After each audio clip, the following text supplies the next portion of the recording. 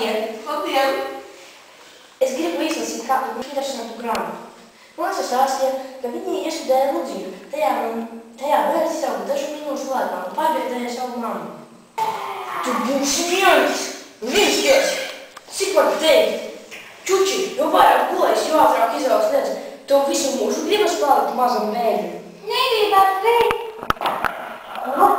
Tu sāc runāt? Tas taču nav iespējams.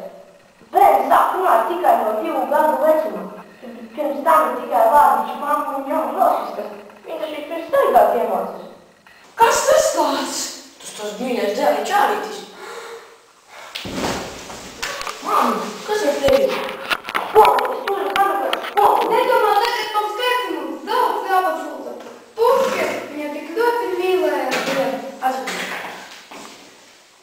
Lasu, man ir vēl ko, viņa tikai paģībusi. Uzliesi virsū augstu ūdeni un viņa pamodīsi. Tev nebūs vēl? Ūdens? Māmiņa? Žēl, bet tad, ja viņa patiešām izrādītos virusi. Jā, atceros. Kaut kāda meitiņa ņēma grāmatu. Tā laikam bija grāmata Mušmirēns.